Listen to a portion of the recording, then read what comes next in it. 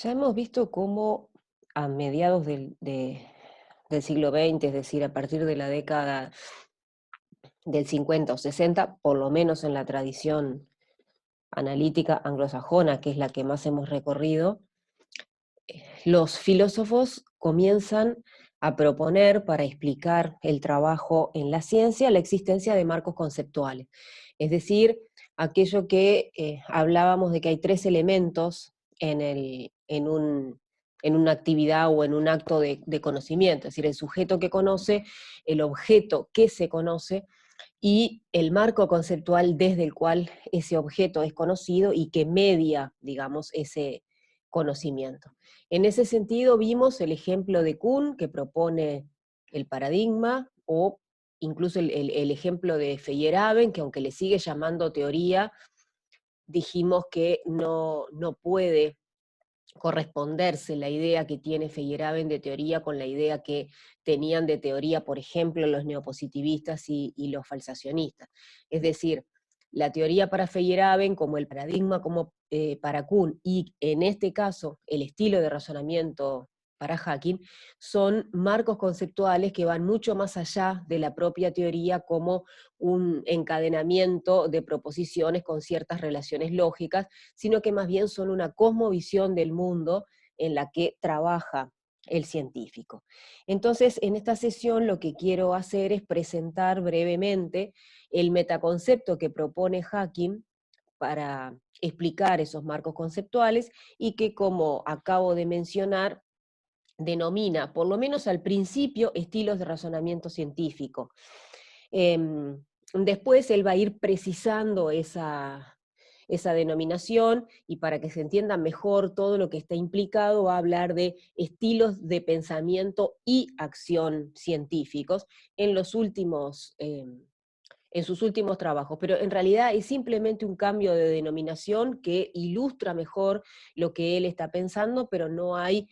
cambios radicales o modificaciones radicales en lo que él entiende por tales estilos. Entonces, según Hacking, en un trabajo sobre todo de 1992, pero él empieza a trabajar sobre los estilos, aunque no les ponga ese nombre, ya en la década del 70, cuando publica la emergencia de la probabilidad o el surgimiento de la probabilidad en 1975, todavía no había teorizado acerca de los estilos, pero en realidad ese libro es un ejemplo del surgimiento de un estilo de razonamiento científico, es decir, el estilo probabilístico. Entonces, la noción de estilo, más allá de su teorización o no, es decir, si no hacemos una distinción entre casos casos ejemplificantes o su teorización, es un tópico que Hacking comienza a trabajar, vuelvo a repetir, a mediados de la década del 70. También hay un trabajo de la década del 80, que va a aparecer en la bibliografía de estas presentaciones, pero en realidad tampoco ahí todavía le llama estilo. La denominación estilos de razonamiento científico aparece en este texto de 1992, del cual vamos a ver un fragmento ahora a continuación. Pero entonces, Hacking concibe este metaconcepto de estilo de razonamiento científico como una herramienta analítica para historiadores y filósofos. Hacking, más allá de la influencia que ha tenido de la filosofía francesa, fundamentalmente de la influencia de Foucault, que puede verse sobre todo en la parte de su análisis filosófico acerca de las ciencias humanas, pero que yo personalmente considero que el estímulo de, de la propuesta Foucaultiana acerca de que hay condiciones para el surgimiento de determinadas ideas es digamos, una inspiración o una línea, un hilo conductor que atraviesa toda la obra de Hacking. Sin embargo, él nunca ha dejado de reconocer que es un filósofo que se ha entrenado en la tradición analítica y que pertenece a la tradición analítica. Lo que pasa es que es un filósofo que tiene una sensibilidad hacia la historia que no es común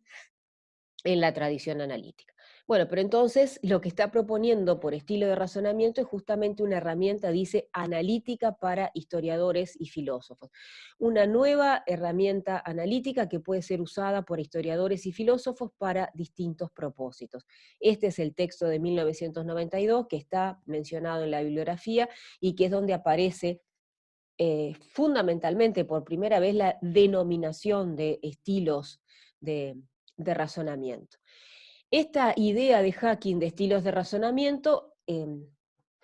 está influida por el concepto de estilo de pensamiento científico de un historiador de la ciencia, que es Alistair Crombie,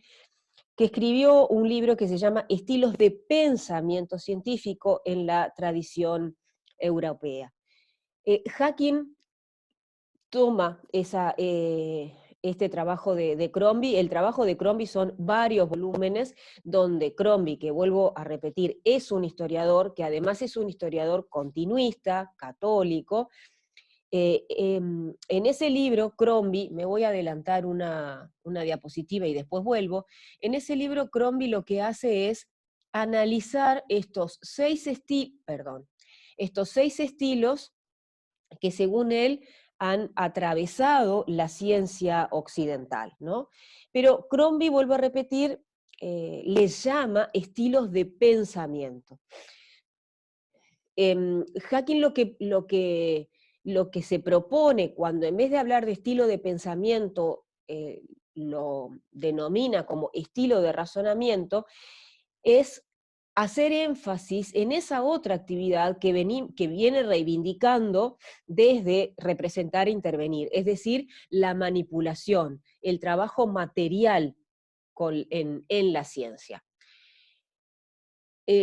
Personalmente creo que no fue, por lo menos tal como uno entiende a primera vista o a priori, digamos, el concepto de razonamiento, que parece una cuestión lógica, parece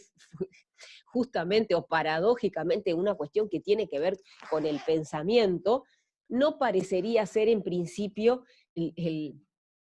la expresión que mejor viniera a representar lo que Hacking estaba pensando. De hecho, bueno, vuelvo a repetir que más adelante, ya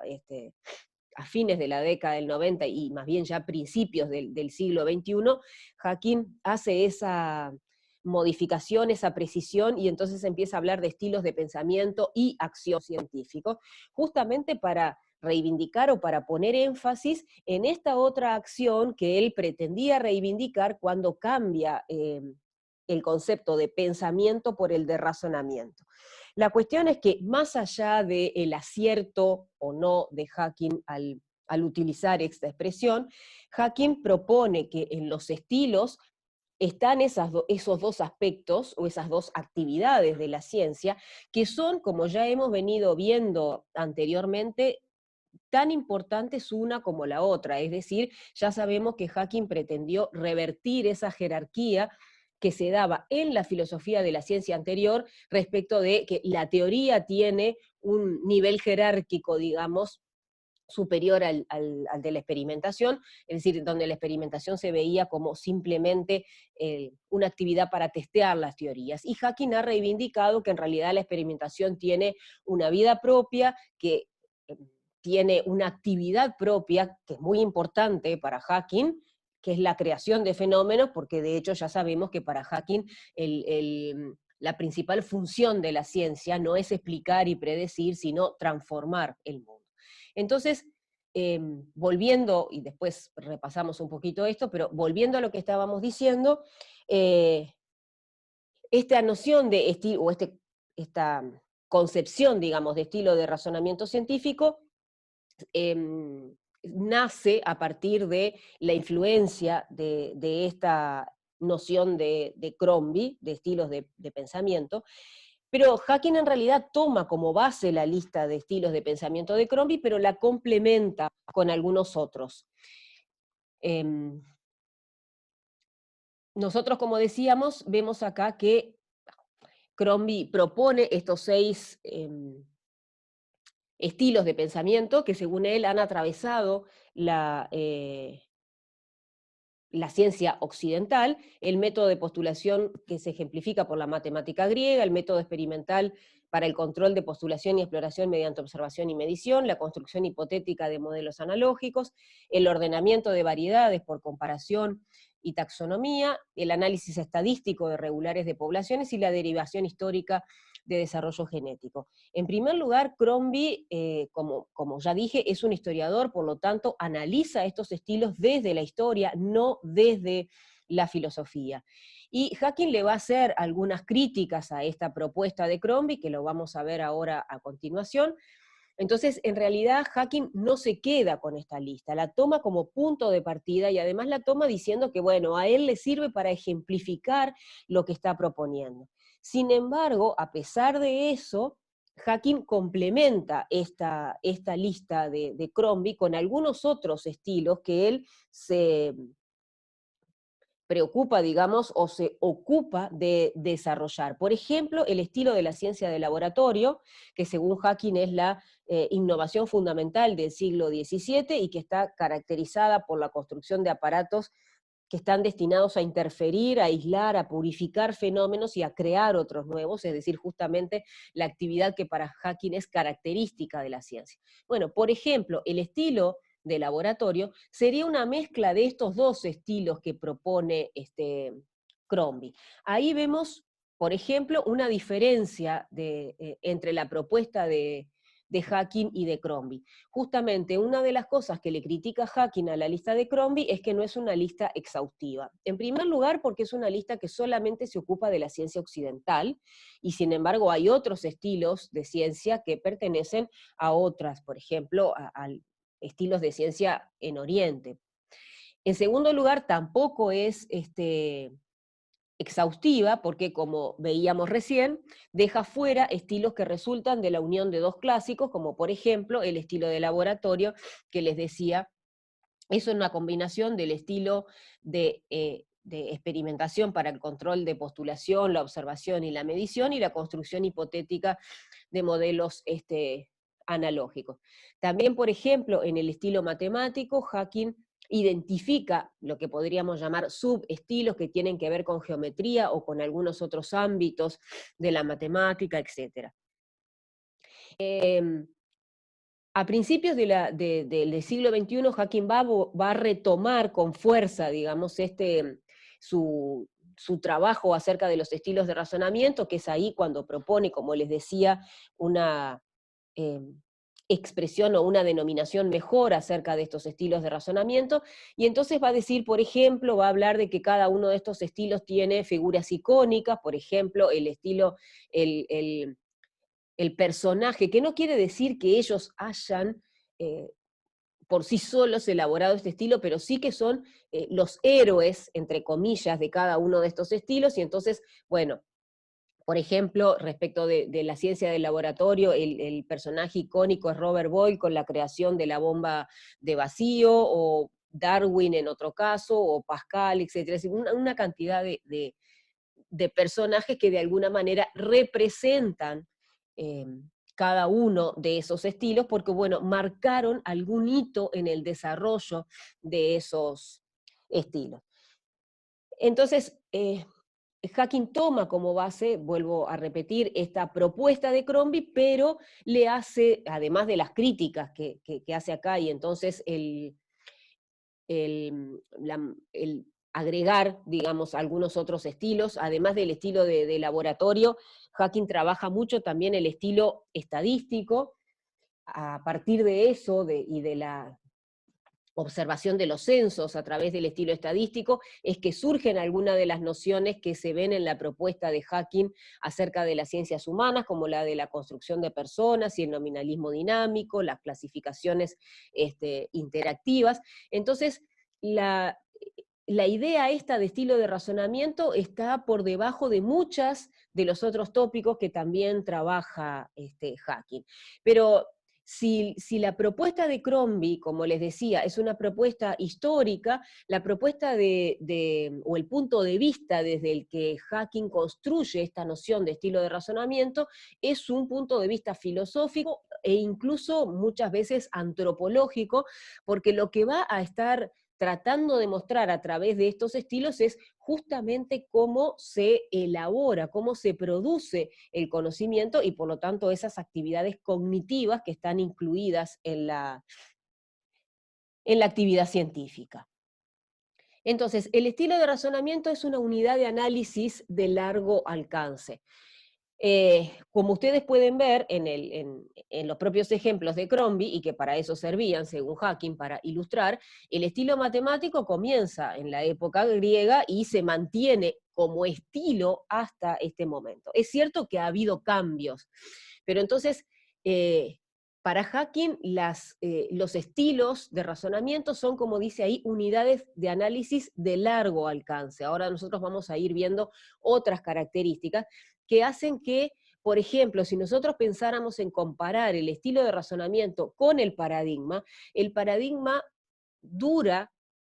un tiempo mucho menor que un estilo de razonamiento. Incluso uno hasta podría pensar o preguntarse si un estilo de razonamiento no podría estar constituido por distintos paradigmas, porque los estilos de razonamiento son unidades de largo alcance y por eso mismo se van modificando. Hay cambios en ese estilo, pero sin embargo no pierden una determinada identidad que hacen que nosotros podamos justamente identificarlos como parte del mismo estilo, a ese estilo, por ejemplo, matemático que nace en Grecia y se extiende o que está presente en nuestros días. Para proponer esta idea de estilo de razonamiento, Hacking, además de tomar esa inspiración fundamental que es la de Crombie, de inspirarse también en la formación discursiva de Foucault, diríamos, si tuviéramos que nombrar dos bases fundamentales para la propuesta de Hacking de los estilos de razonamiento, deberíamos nombrar a Crombie y a Foucault, pero sin embargo también Hacking toma algunos estímulos o toma algunas ideas, por decirlo de alguna manera, toma algunas características de los metaconceptos que han propuesto Kuhn, en el caso del paradigma, Fleck, en el caso del estilo de pensamiento, y otros filósofos de la ciencia que nosotros,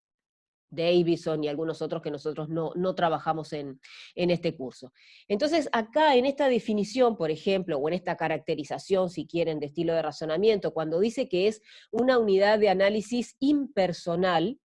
la posesión de una unidad social, de un pensamiento colectivo, eso es Fleck. Es la preparación intelectual para una forma particular de ver y de actuar, y no de otra manera. Es decir, de la misma forma que en el paradigma de Kuhn o en el estilo de pensamiento de Fleck decíamos que, bueno, cada una de esas unidades de análisis, cada uno de esos marcos conceptuales, preparan al científico para ver de una determinada manera y no de otra. Es decir, siempre dijimos que cuando se cambiaba de paradigma, por ejemplo, la comunidad que trabaja en el paradigma nuevo ahora ve otras cosas que la comunidad que trabajaba en el paradigma anterior no podía ver. Bueno, también el estilo de razonamiento prepara a ese grupo, a esa comunidad que trabaja con ese estilo de razonamiento, para ver de una determinada manera, para actuar de una determinada manera. Es a su vez, una unidad de análisis o es un marco conceptual impersonal, es decir, no es propio de un individuo, sino que es propio de una colectividad. Pero Hacking no va a hablar de comunidad en el sentido de la comunidad de Kuhn, porque nosotros vamos a ir viendo, y voy a utilizar mucho la comparación con Kuhn, porque ustedes ya conocen a Kuhn y me parece que es una forma de entender mejor esto que está diciendo Hacking. Ustedes van a ver que el estilo de razonamiento no solamente es una unidad de análisis de mucho mayor alcance, sino que además también no comparte determinadas características en el sentido de la restricción de la comunidad con la que se trabaja. El estilo de razonamiento, por ejemplo, pensemos en el estilo de razonamiento estadístico. El estilo de razonamiento estadístico no es propio de una ciencia, sino que por el contrario es común a varias ciencias. Es decir, estos estilos de razonamiento son, por decirlo de alguna manera, transversales a la ciencia. No son propios de una ciencia, menos de una comunidad científica pequeña que dentro de una determinada ciencia trabaja en un campo de fenómenos. Por eso yo les decía hoy que incluso hasta uno podría pensar si los paradigmas no podrían estar incluidos en los estilos de razonamiento. Hacking define los estilos de razonamiento como formas de investigar el mundo. En el estilo de razonamiento no es tan, lo importante no es tanto el contenido, es decir, cuál es el conocimiento, sino más bien los métodos que se utilizan. Entonces, por eso, por ejemplo, volvamos al estilo estadístico, el estilo estadístico es compartido por distintas ciencias. Y una ciencia trabaja con distintos estilos. En biología se trabaja con el estilo taxonómico, con el estilo estadístico, con estilos matemáticos, ¿no? Es decir, los estilos además no son incompatibles entre sí, sino que, bueno, no sé si decir complementarios, pero conviven cada cual en su propio dominio, aún en la misma ciencia. Entonces los estilos de razonamiento no se identifican con una determinada ciencia y menos se identifican con una comunidad científica tipo la de Kuhn, por ejemplo. Bueno, pero esos estilos de razonamiento de alguna manera determinan cómo se concibe el mundo. ¿En qué sentido? Bueno, que estos estilos de razonamiento son los que me permiten o los que me proveen de las herramientas para conocer el mundo, ¿sí? En ese sentido, fundamentalmente. Además, los estilos de razonamiento, como dice ahí, introducen nuevos tipos de objetos, nuevos tipos de evidencias, de enunciados, de leyes, de posibilidades, de tipos de clasificación y de tipos de explicación. ¿Qué quiere decir que introducen todas estas cosas? Quiere decir que todas estas cosas dependen del estilo de razonamiento. Un estilo de razonamiento provee nuevos tipos de objetos, porque si no existe ese estilo de razonamiento, yo no puedo ver, entre comillas, ese tipo de objetos. Es decir, hasta que no están dadas estas condiciones de posibilidad que me da el estilo de razonamiento para ver, observar, identificar determinado tipo de objetos, esos objetos en alguna manera no existen como tales, ¿no? Era un poco lo que decíamos en alguna sesión anterior cuando hablábamos de la filosofía de las ciencias humanas de Hacking, ¿no? Por ejemplo, cuando hablamos de, no sé, del estilo estadístico, bueno, no se puede hablar de Producto Bruto Interno hasta que no hay un estilo o no hay un desarrollo del estilo estadístico que me permite hablar de ese concepto. Y hasta ese momento entonces no se pueden, por ejemplo, tampoco elaborar enunciados que contengan ese concepto, porque si no, no tendrían sentido. No puedo tener leyes estadísticas que contengan ese concepto porque no tendrían sentido. No puedo hacer clasificaciones en los censos, por ejemplo, en base a ese concepto porque no tendría sentido. Entonces el estilo de razonamiento es el que provee, el que da las posibilidades para que, bueno, se pueda hablar de determinados objetos porque se puedan identificar esos determinados objetos, que se pueda hablar de determinadas evidencias, que se pueda hablar de determinados enunciados, etc. Es por eso, además, porque es el estilo de razonamiento el que nos permite hablar de determinados objetos, porque nos da el marco conceptual para poder pensar el mundo de esa manera, es por eso además que el estilo de razonamiento está asociado, como dice ahí, con un debate ontológico acerca de los nuevos tipos de objetos. Si el estilo de razonamiento, sea cual fuera, de la misma forma que el marco conceptual que era el paradigma, por ejemplo, no me provee de las posibilidades para pensar en esos objetos, vuelvo a repetir, no existen como tales, y por lo tanto no puede haber un debate ontológico acerca de la existencia o no de esos objetos. No puede darse, en otros términos, si queremos decirlo, el debate entre realismo y antirrealismo, hasta que un estilo de pensamiento no me da las posibilidades o las condiciones para postular la existencia de una determinada entidad. Hacking dice que el tema del realismo y el antirrealismo justamente está unido, digamos, a los estilos de razonamiento, porque son los estilos de razonamiento los que me permiten postular determinadas entidades o postular la existencia de determinadas entidades y de otras no. De la misma forma que hoy hablábamos de que los estilos de razonamiento tienen un largo alcance, bueno, eso se complementa justamente con esta idea de Hacking de que los estilos de razonamiento son estables, evolutivos y acumulativos. ¿Qué significa? Significa que son estables. Bueno, era lo que yo decía hoy. Nosotros podemos identificar el estilo de razonamiento matemático desde Grecia hasta la actualidad. ¿Eso quiere decir que no hubo cambio? Sí, hubo cambio, hubo modificaciones, por eso los estilos son evolutivos. Pero no se produce el abandono, es decir, los estilos de razonamiento pueden abandonarse efectivamente, y se desarrollan de la misma manera que decíamos, bueno, los paradigmas se desarrollan y luego se abandonan. Pero por decirlo de una manera poco filosófica, digamos, el ritmo de abandono de los paradigmas es mucho mayor que el ritmo de abandono de los estilos de razonamiento, ¿no? Esos 6 estilos de razonamiento, que si bien no eran, como dice Hacking, una lista exhaustiva, bueno, identifican la mayor parte de los estilos científicos occidentales y están todos presentes, es decir, han sobrevivido o se han desarrollado durante siglos. Eso, vuelvo a repetir, no quiere decir que no se hayan modificado, en ese sentido son evolutivos. No quiere decir que uno no pueda incluso identificar quiebres en esos estilos, pero como dije hoy, esos quiebres no hacen que ese estilo pierda esa identidad de estilo. Y en ese sentido es que los estilos de razonamiento son acumulativos. En ese sentido de que permanece esa identidad, más allá, y vuelvo a la idea que estaba diciendo recién, más allá de que pueda haber determinados quiebres en el desarrollo o en la evolución de ese estilo de razonamiento.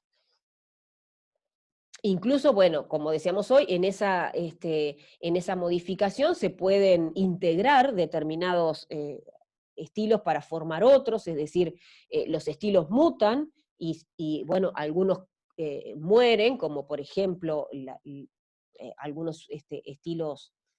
anteriores, ¿no? El estilo alquimista de Paracelso, por ejemplo, bueno, es algo que ha sido abandonado. Es decir, se van aprendiendo nuevas formas de razonar, de investigar la naturaleza, pero si en términos generales, digamos, la caracterización de los estilos de razonamiento es que los estilos de razonamiento son estables, evolutivos y acumulativos, como dice ahí, más allá de que algunos hayan sido desplazados. Bueno, como aparece en este fragmento, dice mucho de lo que hemos alcanzado, del conocimiento que hemos alcanzado con la ciencia, permanece con nosotros, modificado pero no refutado, retrabajado pero persistente, dándose por sentado o por establecido. Otra de las características del estilo de razonamiento, tal como lo propone Hacking, es que si bien Hacking habla de inconmensurabilidad, esa inconmensurabilidad no tiene que ver con una inconmensurabilidad del significado.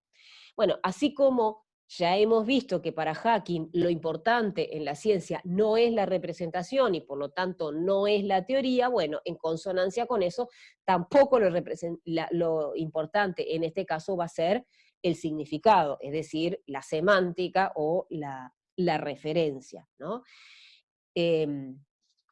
Voy al párrafo y así queda más claro. Dice, nosotros podemos aprender perfectamente el conocimiento hermético, está hablando de Paracelso, como aparece ahí, y cuando lo hacemos, hablamos el lenguaje de Paracelso, posiblemente en una forma de traducción. Lo que nosotros aprendemos no son sistemas de traducción, sino cadenas de razonamiento que tendrían poco sentido si nosotros no recreáramos el pensamiento de aquellos magos. Lo que aprendemos no es lo que ellos daban por verdadero, sino lo que ellos tomaban o entendían o pensaban por verdadero o falso. Es decir, lo que importa no es, vuelvo a repetir, el contenido, sino la forma en que investigaban, por ejemplo, Paracelso. Entonces, por eso es que la inconmensurabilidad para Hacking, ahora después vamos a ver lo que es la inconmensurabilidad para Hacking, la inconmensurabilidad para Hacking no tiene que ver con el significado, porque no tiene que ver con el contenido del conocimiento, no tiene que ver con el valor de verdad de una proposición. Tiene que ver con cómo razonaban esos científicos para que ellos le dieran valor de verdad a una determinada proposición. Es decir, cómo razonaba Paracelso en tanto que a partir de ese razonamiento, determinadas proposiciones podían ser para Paracelso candidatas a tener un valor de verdad. Es decir, no importa si esa proposición era verdadera o falsa para Paracelso, sino que lo que importa entender, dice Hacking, es cómo razonaba Paracelso, de tal manera que para él una determinada proposición podía ser pasible de tener un valor de verdad, es decir, bueno, ser verdadero o falso. No importa el valor de verdad en sí, eso es lo que está diciendo. Lo que nosotros tenemos que aprender no es lo que ellos entendían por verdadero, es decir, estas proposiciones que entendían como verdaderas, sino lo que ellos tomaban para ser verdadero o falso, es decir, lo que ellos entendían como una proposición que puede tener un valor de verdad. Entonces, el problema de la inconmensurabilidad, y acá hay una gran diferencia con Kuhn, el problema de la inconmensurabilidad no es un problema de traducción, porque no es un problema de lenguaje, no es un problema de significado, porque no es un problema que esté en el ámbito de la representación o en el ámbito de la teoría. En realidad, para Hacking, la inconmensurabilidad va a estar en el laboratorio y va a estar en la otra actividad de la que hemos venido hablando, que es la práctica, digamos, experimental. Entonces, cuando se habla de inconmensurabilidad para Hacking, es un error centrarse en la traducción de los textos, porque lo que hay que aprender, vuelvo a repetir, es cómo razonaba, cuáles son, como dice ahí, las cadenas de razonamiento de ese científico para poder comprenderlo. Es decir, Hacking separa su idea de estilo de razonamiento de la noción de inconmensurabilidad de Kuhn. Lo que está sujeto a mutación es el contenido del conocimiento, pero no la manera en que ese conocimiento se obtiene, es decir, la forma en que se investiga. Y de eso es de lo que se tratan, como venimos diciendo, los estilos de razonamiento. Entonces, para Hacking, en realidad, como les decía, la inconmensurabilidad tiene que ver con lo que se hace en el laboratorio. En ese sentido, lo que está diciendo Hacking es que la traducción de la verdad, como dice ahí, es irrelevante, lo que importa es la comunicación de los sentidos, de las formas en las que se piensa, bueno, en la que pensaba, por ejemplo, Paracelso, la forma en que razonaba. Una vez que uno, o que el historiador o el que está analizando eso, como dice acá, recrea el pensamiento de esos magos, bueno, entonces entiende esa forma en que razonaban y eso implica que no hay inconmensurabilidad, es decir, implica que no hay, es decir, uno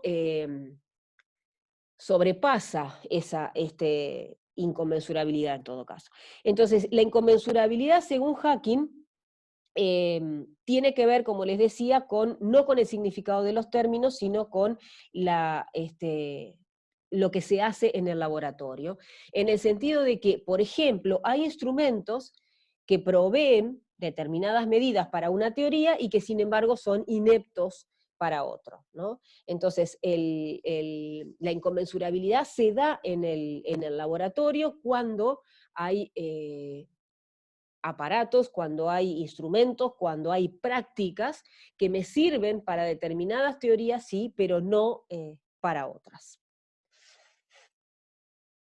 Entonces, todo esto, ustedes van viendo cómo acá, al hablar de estilos de razonamiento, uno puede ir haciendo conexiones con otras partes de esta unidad que, a pesar de esa aparente dispersión de la que hablaba en la primera sesión, cuando presentaba todos los tópicos sobre los que ha trabajado este Hacking, ustedes pueden ver cómo hay una unidad en su pensamiento, ¿no? Cuando nosotros, bueno, hacemos relaciones entre algunas de las cosas que surgen a partir de los estilos de razonamiento y que Hacking ya,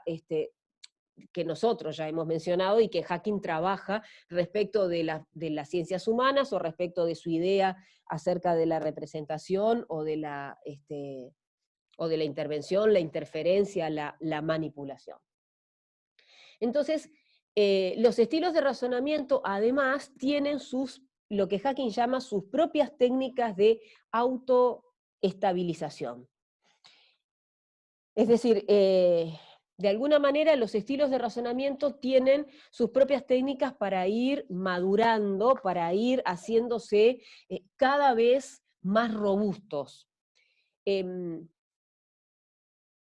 Si bien los estilos de razonamiento, como dice ahí, están insertos en una red de personas, responden a necesidades e intereses de sus miembros, vamos a ver que a medida de que se desarrollan, bueno, voy a tener que terminar de para poder hablar de eso. A medida que se desarrollan, se van haciendo cada vez más independientes de ese contexto microsocial en el cual surgen. Entonces, acá hay varias cosas, ¿no? Empecemos. Cada estilo, dice, tiene sus propias técnicas de autoestabilización. Por supuesto que, por ejemplo, el estilo matemático tiene una robustez en sus técnicas de autoestabilización mucho mayor que otro tipo de estilos, como por ejemplo los últimos estilos de la lista que menciona Crombie. Puede ser que los estilos lo único que tengan en común es justamente que tienen sus propias técnicas estabilizadoras. Es decir, las técnicas estabilizadoras son distintas de un estilo a otro. Y son distintas de un estilo a otro, ¿por qué? Bueno, porque cada uno de esos estilos tiene un camino individual, particular, y utiliza sus propias y particulares técnicas, y eso es además lo que lo constituye en un estilo. Pero también lo que nosotros podemos ver acá es cómo Hacking explícitamente sostiene que los estilos de razonamiento emergen, surgen, y no solamente eso, sino que muchas veces las modificaciones que se van dando en los estilos de razonamiento tienen que ver con el contexto social o microsocial, como quieran, en el que están insertos. Dice, los estilos de razonamiento están insertos en una red de personas, responden a necesidades e intereses de sus miembros, es decir, el estilo está colocado en medio de intereses ideológicos, curiosidades de algunos de sus miembros. Y en ese sentido, entonces, el estilo comienza siendo impulsado por vectores sociales, vuelvo a repetir, puede ser, como dice acá, modificado a partir de determinados eventos sociales, aunque a medida que ese estilo se va desarrollando, se va haciendo cada vez más independiente, digamos, de esos intereses sociales o de ese contexto social. Hacking nace, por ejemplo, en la domesticación del azar, ese es otro ejemplo que ilustra el desarrollo de un estilo, el estilo estadístico, hace todo un análisis de, bueno, cuáles son los eventos sociales que marcaron determinadas modificaciones en el estilo estadístico. Y esos eventos sociales pueden ser desde la escritura de un libro, como El suicidio de Durkheim, a el descubrimiento o la propuesta de determinadas teorías en las ciencias morales, o un poema como el poema de Mallarmé, o una cuestión, o un teorema matemático como el de Bernoulli. Es decir, esos son distintos eventos sociales que marcan determinadas etapas en un mismo estilo de razonamiento.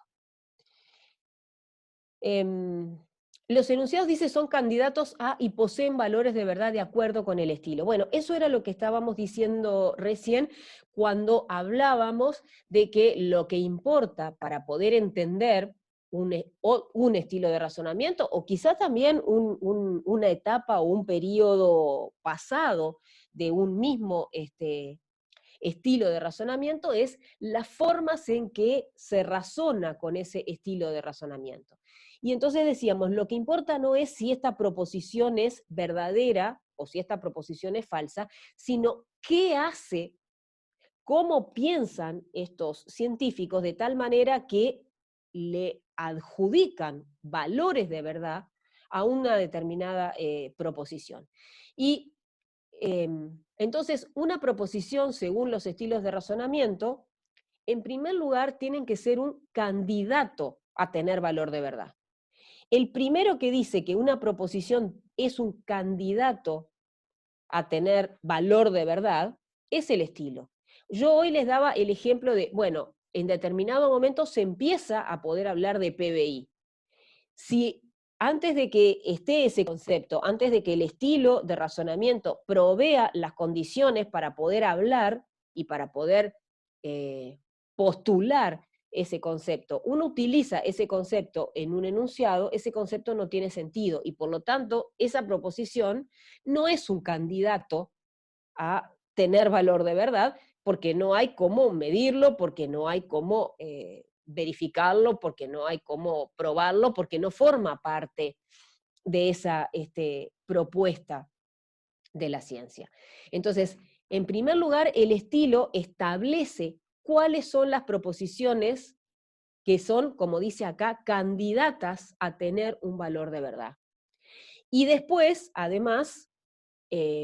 bueno, a través del estilo de razonamiento que me provee determinados instrumentos, herramientas o todo lo que quieran para practicar la ciencia, podré decir si ese enunciado tiene, cuál es el valor de verdad de ese enunciado. Que por supuesto no es una cuestión de la filosofía decir cuál es el valor, es decir, experimentar y decir si ese enunciado es verdadero o falso, pero la cuestión es que para que una proposición sea verdadera, primero que nada tiene que poder ser un candidato a tener valor de verdad. Hay como dos pasos, por decirlo de alguna manera. De esto habla también Kuhn y toma esta idea de Hacking, él mismo lo dice, que la toma de Hacking en el artículo El camino recorrido desde la estructura de las revoluciones científicas, ¿no? Toma esta idea ahí Hacking, de Kuhn, perdón, que es de Hacking, de que una proposición, de que el estilo de razonamiento, en el caso de Hacking, y en el caso de Kuhn, en ese momento, el léxico, porque ya estamos hablando del último Kuhn, proveen, son los que hacen posible, en primer lugar, que una proposición pueda tener un valor de verdad, y en segundo lugar, bueno, ese enunciado, digamos, bueno, puede ser verdadero o falso. Es decir, es el estilo de razonamiento el que provee o el que le da el estatus de ser un candidato a ser verdadero o falso a una determinada proposición o a un determinado enunciado. Es decir, los enunciados o las proposiciones no tienen una existencia independiente del estilo de razonamiento. Es cierto que Hacking acepta que pueden haber determinados enunciados muy básicos, muy primarios, que no necesariamente dependan del estilo. Eh, Pero la mayor parte de los enunciados, la mayor parte de las proposiciones y sobre todo la mayor parte de los enunciados importantes en el conocimiento dependen del estilo, es mucho más que estar condicionados. Si nacen en el seno de un determinado estilo de razonamiento, si no, no hay posibilidad de que aparezcan. Entonces, el estilo no solamente da la posibilidad de ser un candidato a verdadero o falso, es decir, la posibilidad de ser verdadero o falso, sino que además, bueno, provee las herramientas para que finalmente ese enunciado, las herramientas de investigación, ¿no? De análisis, para que ese enunciado finalmente pueda decirse, bueno, si es verdadero o falso. ¿Por qué digo esto último? Bueno, porque los científicos trabajan con determinados marcos conceptuales, en ese sentido, ¿no? Pero siempre eh, es, está claro, o debería estar claro, que en realidad quienes verifican si un enunciado es verdadero o falso no es el filósofo, sino el científico. Acá lo que estamos es analizando con qué marcos conceptuales trabajan los científicos que pueden, bueno, por un lado, decir, bueno, este enunciado es candidato a tener un valor de verdad, y después hacer las pruebas correspondientes y decir, bueno, este enunciado es verdadero o es falso. Entonces, la propuesta de Hacking tiene que ver con lo que decíamos al principio, proponer un metaconcepto, es decir, un marco conceptual que él considera que puede ser utilizado no solamente por los filósofos, sino también por los historiadores, y que, como ven, tiene algunas diferencias con algunos de los conceptos que habíamos mencionado antes, pero que en sus roles fundamentales, bueno, cumple la misma función de ser una cosmovisión del mundo, de ser el marco conceptual a partir del cual, más allá de la periodicidad en la que cambian, o si son evolutivos, si son acumulativos o si son revolucionarios, sino que lo que hacen es permitir o dar las condiciones de posibilidad para que se lleve a cabo la práctica científica, es decir, proveer las herramientas para la actividad científica. En el caso de Hacking, una actividad mucho más enfatizada, como hemos venido viendo, hacia la práctica científica en cuanto a su análisis. Y vuelvo siempre a lo mismo de tener bien claro cuándo estamos hablando en el nivel de la filosofía de la ciencia y cuándo estamos hablando en el nivel de la ciencia. Lo que ha hecho Hacking es enfatizar cómo la filosofía de la ciencia ha sido negligente en el análisis de la práctica material de la ciencia, y por lo tanto, tratando de subsanar eso, poner énfasis o poner atención en esa actividad que por supuesto siempre ha sido realizada por los científicos, pero que bueno, que los filósofos de la ciencia